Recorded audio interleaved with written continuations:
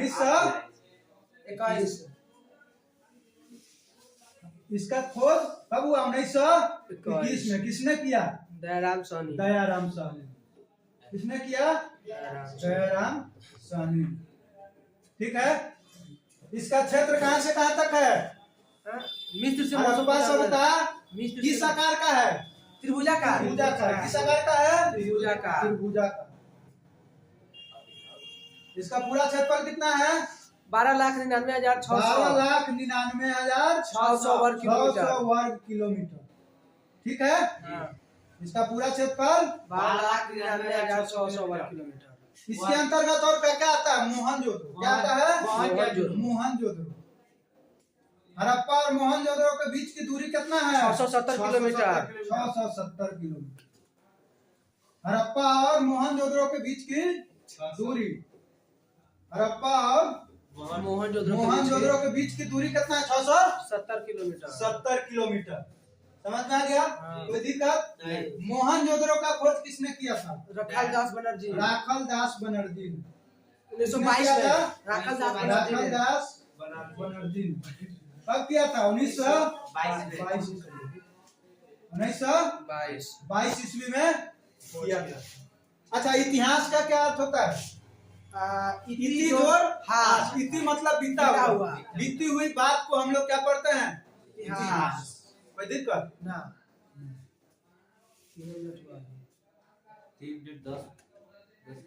तो हड़प्पा सभ्यता का क्षेत्रफल कितना था? 12,99,600 वर्ग। इसको दिमाग में नोट कर लो। कॉपी में नोट करेगा तो कुछ नहीं होगा। समझ में आ गया? दिमाग में नोट रहेगा। उसके बाद मोहनजोदड़ो का खोज कब हुआ था? 1922 ईस्वी में। किसने किया था? राखालदास बनर्जी ने।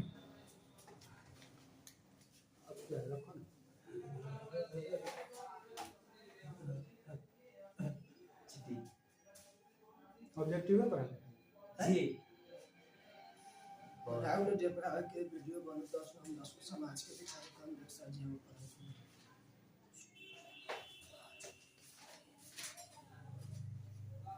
चलो अब देखो, हड़प्पा सभ्यता का प्रशासन कौन था? नगर पालिका। अच्छा, अभी सुनता होगा शहर में कि नगर पालिका के अंतर्गत आ गया। शहर में तो नगर पालिका का हेड कौन होता है? पार्षद होता है। जैसे वार्ड का, जैसे हम लोग के गांव में क्या होता है? वार्ड। वहां पे बोला जाता है वार्ड पार्षद। समझ में आ गया? उसका प्रमुख कौन होता है? मेयर। उसका प्रमुख होता है मेयर होता है। जैसे हम लोग का वार्ड का प्रमुख होता है कौन? मुखिया। तो उसका प्रमुख होता है मेयर। तो इसका प्रशासन कौन था? मेन नगर पालिका। किसका? हड़प्पा सभ्यता का। ना आई पास से खड़ा है। तो हड़प्पा सभ्यता के अंतर्गत क्या क्या मिला हुआ था? ईंट, मनके तथा अस्थियां। ईंट। हड़प्पा सभ्यता के अंतर्गत ईंट जो था वो कितना चौड़ा था? बहुत चौड़ा था। ज्यादा चौड़ा था। उस पर डिजाइन किया हुआ, कढ़ाई किया हुआ ईंट था। अभी जाएगा, अभी ईंट सब पर लिखा रहता है। कभी लिखा था ASM, कभी तारा, कभी कुछ जो जिसका कंपनी है वो अपने हिसाब से लिखता है। तो उस टाइम क्या था? कढ़ाई था। वो कढ़ाई अगर देखना है तो कहाँ? अंग्रेज के जमाना वाला ईंट अगर देखेगा कहीं कहीं मिल जाएगा। समझ में आ गया? वहां पे मधुबनी में जाएगा, मधुबनी पेंटिंग। मधुबनी क्या है? विश्व में प्रसिद्ध है पेंटिंग के लिए। मधुबनी जिला जो है विश्व में प्रसिद्ध है। किसके लिए? पेंटिंग के लिए। सीतामढ़ी जिला किस लिए प्रसिद्ध है? क्योंकि सीतामढ़ी में सीता जी का जन्म हुआ। सीता जी का जन्म कैसे हुआ? यहाँ हम लोग कहाँ थे? हम लोग पूरा नेपाल के वासी थे। समझ में आ गया? पटना तक पूरा नेपाली था। तो अंग्रेज का दिया हुआ जो हम लोग आज इंडिया में, तो हम सब कांचू करे थे।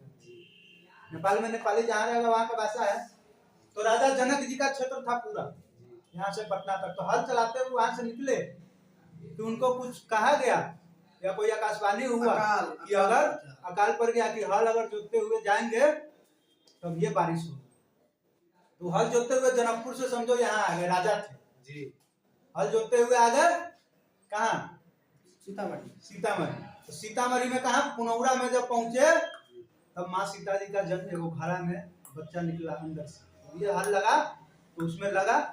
राजा थे, हल अपना रोक दिए तो घड़ा में क्या था? बच्चा था। वो ईश्वर का रूप था। अरे तो कंफर्म बताइए तो उस जानकी मंदिर सीतामढ़ी से है कि नहीं नहीं, पुनौरा में, पुनौरा में सुनो बताते हैं। तो पुनौरा में क्या हुआ, घड़ा मिला, घड़ा से जब निकाला गया तो बच्ची थी सीता जी, तो ईश्वर का रूप है ना, तो घड़ा के अंदर, धरती के अंदर कोई बच्चा जीवित रहेगा नहीं, समझ में आ गया। वो तो पृथ्वी समझो क्या था, भगवान थे। तो वहां से जब लेके उनको, अब वो कहे कि अब यहाँ से अब हो गया मेरा पूरा, अब हो गया, बारिश होगा ही। जब बच्चा को गोद में लिए तो पूरा आसमान छा गया बारिश से, अब बारिश होगा, इतना पूरा बाढ़ का बाढ़ आ गया। तो बच्चा को लेकर जब वो आ रहे थे तो जानकी स्थान में एगो मरई था, उस मरई के अंदर तेतेक बारिश आए तो मरई के अंदर उनको जाना पड़ा, इसीलिए हम सीतामढ़ी का नाम पड़ा सीतामढ़ी। समझ में आ गया, सीतामढ़ी हम लोग बोलते हैं, उसको मरई बोलते थे। मढ़ी का अर्थ क्या होता है, मरई, फूस के घर, इसीलिए नाम क्या पड़ा, सीतामढ़ी। और जो बच्चा मिला उसका नाम जनक जी क्या रखा, सीता। समझ में आ गया, इसलिए सीता जी का जन्म भी हुआ पृथ्वी के अंदर से और मृत्यु भी हुआ पृथ्वी के अंदर। समझ में आ गया, समझ में आ गया। इसीलिए धरती पुत्री कहा जाता है सीता। समझ में आ गया। तो हम लोग के यहाँ तो क्या है, नगर पालिका, हड़प्पा सभ्यता का क्या था, प्रशासनिक विभाग। मोहनजोदड़ो में क्या क्या मिला, अन्नागार, अन्नागार, विशाल अन्नागार। अन्नागार का क्या अर्थ होता है, अन्न रखने वाला, अन्न को जमा करने वाला। हम लोग के यहाँ क्या रहता है, कोठी, ठेक रहता है ना घर में, उसमें हम लोग अन्न को डालते हैं सुखा के, उसको 10 साल भी छोड़ देगा तो खराब नहीं होता है। उसको बाहरी हवा उसमें नहीं लगना चाहिए, बाहर से जब ये उसमें कुछ प्रवेश करेगा, समझ में आ गया, कीड़ा, एगो कीड़ा घुन अगर प्रवेश करेगा तो पूरा घुन लग जाएगा। समझ में आ गया, एगो सड़ा हुआ आलू रहता है तो सबको सड़ा ना, पूरा बोरा उझिल देवे कि ना, रहे या नहीं रहे। समझ में आ गया। तो अन्नागार, अन्नागार कैसे मिला था, अंदर में 6 गो के आकार में था, 6 गो इस लाइन में था, 6 गो इस लाइन, दोनों साइड से। तो उसमें क्या था, अन्न रखने वाला, अन्न जो लोग उपजाता था उस अन्न को उसमें सेफ्टी रखता था भविष्य के लिए, कि किसी साल अन्न नहीं हो, किसी साल अन्न नहीं हो, तब क्या होगा, उस अन्न का उपयोग आदमी कर सकता है। पहले अकालों पड़ जाता, अकाल पड़ गया तो पृथ्वी क्या होगा, बंजर हो गया, पानी पीने के लिए भी नहीं। अभी राजस्थान में जाएगा मरुस्थल में तो पानी पीने के लिए सोचना होगा, बहुत दूर दूर तक पानी नहीं मिलेगा, गर्मी से आदमी परेशान हो जाए। समझ में आ गया, रेते है, बालू है, पहाड़े सब पर जाएगा तो पानी दिक्कत होता है ना। समझ में आ गया। तो आदमी जहाँ जन्म लेता है उसी ढाल में रह जाता। अब अभी कहाँ बर्फ, कश्मीर में बर्फ पड़ता है, शिमला में बर्फ पड़ता है, घर पर पूरा बर्फ पड़ जाता है, गेट पूरा जाम हो जाता है सुबह में। तो सुबह में सरकार की तरफ से जेसीबी सब रखा हुआ है, सुबह में आएगा तुम्हारा गेट साफ करेगा तब ये तुम बाहर निकलेगा। पूरा घर के चारों तरफ बर्फ ढक देता है घर को। कभी कभी ऐसा होता है कि अगर ध्यान नहीं दिया गया तो क्या होता है, रह गया अंदर है, वह नहीं जाएगा। अब चारों साइड से बर्फ इतना इसी को ढक देगा, अब पूरा इसी लेवल में अगर ढका गया तो पता चलेगा घर कहाँ था नहीं था। समझ में आ गया। तो जहाँ आदमी रहता है वहां पानी गर्म करके लोग रखता है, सेकेंड में ही जम जाता है, बर्फ हो जाता है। इसलिए माइनस में टेम्परेचर, समझ जाओ सब स्नान कैसे करता है, माइनस में। तो जहाँ आदमी रहता है उसी ढाल में। अब साधु संत कैसे वहां तपस्या करते हैं, बर्फ में, समझो बर्फ में कैसे तपस्या वहां करते हैं, बर्फ में कैसे लोग तपस्या करता है वहां साधु संत। लोग कहता है कि भगवान नहीं, ठीक है हम लोग नहीं देखे, लेकिन भगवान कहीं ना कहीं जरूर है, वो अपने रूप में कहीं ना कहीं है, सबको नजर थोड़े पड़े। तो भगवान हम लोगों के दिल में, हृदय में अगर मान लेगा कि फलाना काम होना चाहिए तो होगा या नहीं होगा। लेकिन अगर कोई गलत काम करने तुम जा रहा है, समझो कोई गलत काम करने जा रहा है, लेकिन तुम्हारा हृदय कहेगा कि काम ना कर, कहीं फंस जाओ, चोरी करे जाए ना चोर, तो हृदय कहीं तरीके कहीं पुलिस पकड़ लेते हैं, नया नया में जाएगा तब। एक दो बार अगर जेल चला, अब ये दारू वाला से दारू बेचता है, एक दो बार जेल चला गया तो क्या होगा, हैबिट हो जाता है उसको, वो आदत नहीं छोड़ेगा। नया नया में हमरा सके कहते ही लागेगा। तो पुलिस में आदमियों रहते तो पता चलते कि पुलिस से धरफड़ा के गिर जाएगा तो क्या हो, कोनो काम में धरा जाएगा। समझ में आ गया। तो हैबिट एगो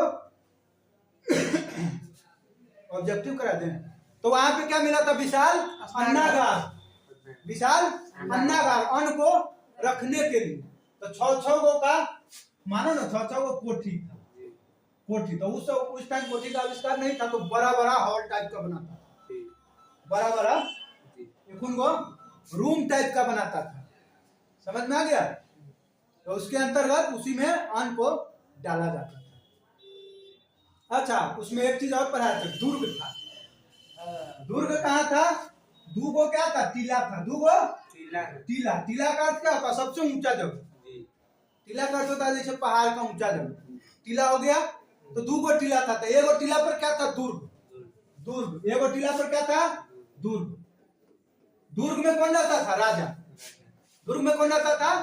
राजा। और उसका मंत्री जो था वो सब रहता था कहाँ पे? दुर्ग में। कहाँ रहता था? दुर्ग में। और दूसरी साइड क्या था? नगर था। दूसरा साइड नगर था।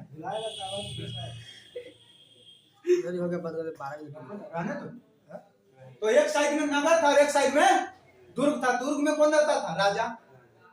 राजा और उसका मंत्रीगण, सिपाही सब। जो उसका अधिकारी था वो क्या रहता? कहाँ रहता था? दुर्ग में। और नगर में क्या रहता था? नगर में कौन रहता था? जनता। तो एक साइड में राजा बसा हुआ, एक साइड में जनता बसा हुआ। दुर्ग के चारों साइड क्या था? गहरी खाई बनाया हुआ था कि कोई भी दुश्मन उस पर आक्रमण नहीं करे। गहरी खाई बनाया हुआ था, कोई भी दुश्मन आक्रमण उस पर नहीं करे। समझ में आ गया? तो दुर्ग में कौन रहता था? राजा। और उसके दुर्ग के सामने, दुर्ग के सामने क्या था? नगर। दुर्ग के सामने क्या था? नगर, नगर। दुर्ग के सामने नगर था। उसके बाद क्या था? विशाल स्नानागार। अच्छा, हड़प्पा सभ्यता का मुख्य केंद्र बिंदु था कि उसका मोहल्ला इस ढांचा से बना हुआ था। नाला निकालने, पानी निकालने के लिए नाला का व्यवस्था था, रोड था। समझ में आ गया? मोहल्ला मतलब बहुत संतुलित ढंग से उसको बनाया हुआ था। उस टाइम उतना क्या था? विकास नहीं था। तो भी रोड का चौड़ाई कितना था? मेन रोड का 9.15 मीटर, 9.15 मीटर। हाँ, 9.15 मीटर।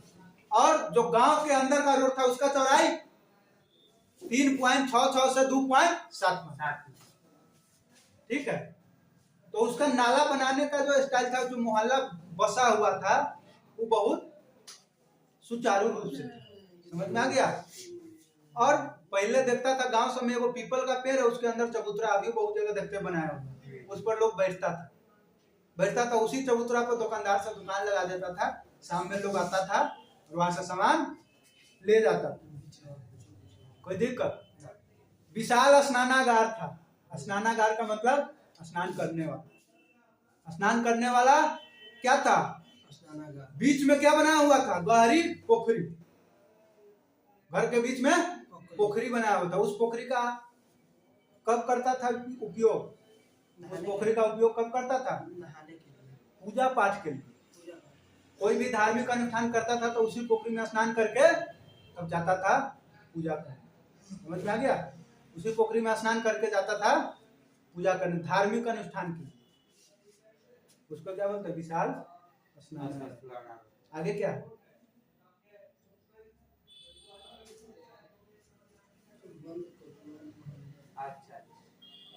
बंद कर दो। समझ में आया कि ना? हाँ। चैप्टर तो पूरा इतने